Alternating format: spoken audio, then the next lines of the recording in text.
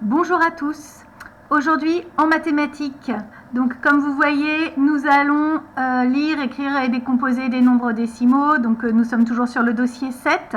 Je profite aujourd'hui de cette vidéo pour vous indiquer les exercices, comme ça vous les voyez avec vos petits yeux et vous expliquer quelques consignes.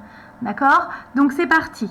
Là, en début de semaine, on a fait les suites avec les nombres décimaux. Donc, je vous avais montré 2-3 exercices que vous seriez capable de faire. Je vais vous montrer maintenant les exercices que vous allez me faire pour cette journée. Donc, sur la première page, observe les suites de nombres et complète-les. Donc, vous avez 4 suites et à chaque fois, sur la ligne, d'accord, vous avez les nombres à compléter. Alors, si vous vous souvenez bien, dans les exemples que je vous ai donnés et sur lesquels nous avons travaillé ensemble, en début de semaine, j'écrivais la suite en colonnes pour mettre bien les virgules sous les virgules, dixième sous dixième et unité sous unité. Je vous conseille très fortement, surtout pour celle-ci, et puis celle-ci aussi, de faire cela sur un brouillon ou sur votre ardoise en colonne bien sûr, et donc de trouver les résultats. Une fois que vous les avez trouvés, vous les recopiez ici. Je rappelle aussi que vous avez tout à fait la possibilité d'extraire un nombre quand on arrive, vous savez, avec le fameux 9 qui peut se transformer à un moment donné et nous induire en erreur. Eh bien, extraire ce nombre et puis comme vous aurez trouvé le lien qui fait changer en fait cette suite, ou 0,1 ou 0,01 ou je ne sais pas moi, après ça va dépendre du lien, utilisez ce lien pour poser l'opération sur le côté et donc être sûr d'avoir juste. Je rappelle, ce n'est pas tricher, c'est se donner les moyens d'y arriver, c'est autre chose. D'accord? Donc, tricher, ce serait éventuellement, je ne sais pas moi, si vous aviez un cahier avec la leçon sur les genoux. Hein? Mais là, ce n'est pas le cas. Vous servez de votre technique, de vos petites stratégies pour arriver à trouver la solution. Donc, avant de pouvoir compléter en ligne, faites-le au brouillon ou sur une ardoise en colonne. D'accord? Matérialisez bien en rouge la virgule pour ne pas vous tromper et observez bien ce qui change et ce qui ne change pas. Donc, l'exercice numéro 2 ici, donc c'est sur la première page. Hein, vous voyez bien, je suis... Oups, vous voyez pas rien là, en fait. Ah, cette caméra. Donc, voilà, je suis sur la première page et c'est l'exercice tout en bas. Ok, parfait. Maintenant, je tourne la page et toujours sur les suites, nous sommes sur la 3e page et c'est l'exercice qui est tout en haut. Au niveau 2, c'est un peu effacé là. Observe les suites de nombres et complète-les. Et là, pareil. Donc, même technique, même stratégie. On fait ça en colonne, d'accord? Et puis voilà. Et ça devrait marcher, et il n'y a pas de raison. Ensuite, exercice suivant. Tout le reste de la page, vous l'aviez fait, et j'avais corrigé les élèves qui m'avaient envoyé leur travail. Donc, c'est impeccable. Maintenant, les 2 exercices tout en haut. On est toujours sur des petits exercices où on réfléchit comment on écrit les nombres à virgule. Mais en fait, plus vous allez en faire et plus vous serez à l'aise et ce sera impeccable.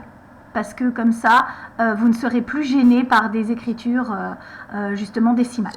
Donc là, on a des nombres ici qui sont écrits. Ils sont écrits en lettres sur la colonne du milieu. Sauf que, en fait, il manque l'un de ces mots. Alors, ce mot-là, il le manque dans cette écriture en lettres. Vous allez prendre votre crayon à papier et me montrer avec une flèche à quel endroit il doit arriver. Ensuite, c'est celui-ci. Quelle est la place qu'on le montre avec la flèche. D'accord? Ensuite, exercice numéro 4. Entoure les nombres qui ont 2 chiffres après la virgule. Donc, je réfléchis et je vais me demander comment est-ce que je peux me dire qu'il y a 2 chiffres après la virgule. Vous avez déjà l'habitude de transformer des nombres en chiffres, en nombres, en lettres et inversement. Si vous êtes un petit peu gêné, si vous avez besoin de vous rassurer, à ce moment-là, on prend son tableau, on rentre le nombre dans le tableau en vérifiant bien les unités, la partie décimale, et une fois que j'ai tout vérifié, à ce moment-là, je peux me dire, tiens, la virgule, elle est à cet endroit-là, hop, hop, j'ai 2 chiffres derrière la virgule. Ça marche? N'oubliez pas, de bien regarder le mot de la fin. Peut-être que celui-là aussi peut vous mettre sur la voie. Centième, dixième, millième, ça a une incidence sur le nombre de chiffres derrière la virgule. Mais tant que vous n'êtes pas à l'aise, utilisez votre tableau. D'accord? On reviendra sur cet exercice. Ensuite, maintenant que vous avez eu l'habitude d'utiliser le tableau, je voudrais que vous fassiez l'exercice 5 et l'exercice 6, c'est-à-dire colorier la partie entière et entourer la partie décimale. Alors, eux, ils vous disent colorier et entoure. Moi, je vais juste vous demander, colorie en rouge la partie entière et en vert la partie décimale.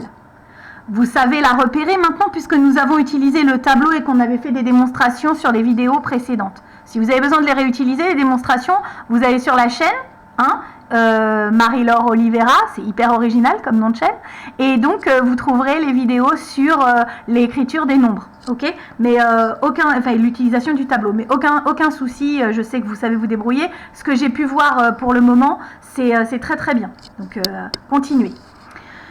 Ensuite, l'exercice 6, là c'est super, on vous demande de placer les nombres dans le tableau, de ne pas oublier la virgule. Alors moi je vais juste vous demander quelque chose. Vous le voyez, le trait là, c'est le trait rouge que nous on a matérialisé sur notre tableau pour justement montrer la virgule. Alors ce trait là, s'il vous plaît, vous le repassez en rouge aussi dans ce tableau. Ensuite vous placez vos nombres et donc vous vérifiez, on est bien d'accord, c'est un chiffre par colonne et donc voilà. Et maintenant, j'en avais un autre à vous montrer.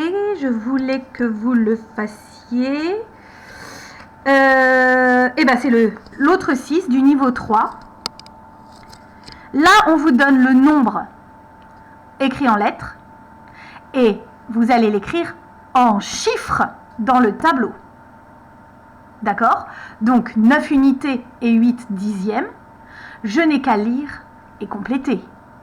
9 unités, les unités sont ici. 8 dixièmes, les dixièmes sont là. Ici, je n'oublie pas de repasser en rouge pour la virgule. Et donc, j'aurai écrit 9,8. Faites super attention où vous mettez vos chiffres. Dans quelle colonne vous mettez les chiffres. À partir du moment où vous mettez les chiffres dans les colonnes, s'il y a une case de vide en plein milieu du nombre, elle n'est pas vide. N'oubliez pas. Les maths ont horreur du vide. Donc, je ne mets pas rien. Je vais mettre 1. Je vous entends de là. Oui, un 0 exactement. Si vous avez besoin de le mettre d'une autre couleur, mettez-le d'une autre couleur. Utilisez votre crayon à papier, le stylo rouge pour marquer la virgule et on n'oublie aucune virgule dans les nombres. Voilà. Eh bien écoutez mes petits amis, nous en avons fini sur ces exercices. La prochaine vidéo que je vous fais pour la semaine prochaine, ce sera une vidéo concernant, enfin il y en aura deux en fait, ce sera une vidéo qui concernera la décomposition et une vidéo qui concernera la comparaison des nombres décimaux. Voilà. Ben écoutez, j'en profite pour vous faire un gros bisou à tous. Super merci d'avoir joué le jeu et d'avoir renvoyé le travail. Bon, il en manque encore un ou deux, mais je ne désespère pas. Et puis, n'hésitez pas à m'envoyer les photos de vos exercices. N'hésitez pas à utiliser, vous savez, sur WhatsApp, il y a un petit micro en bas en bas de la page quand on communique, et il y a des élèves qui ont déjà bien compris comment ça fonctionnait et c'est super bien, qui m'envoient alors ou des petits messages gentils ou alors des questions carrément sur leur travail. Je réponds à des questions personnalisées, c'est justement le but de pouvoir s'intéresser au cas de chacun. Donc si vous avez une question spécifique à me poser, aucun problème, j'y répondrai. Et si c'est un coucou à me faire, aucun problème, j'y répondrai aussi. Voilà.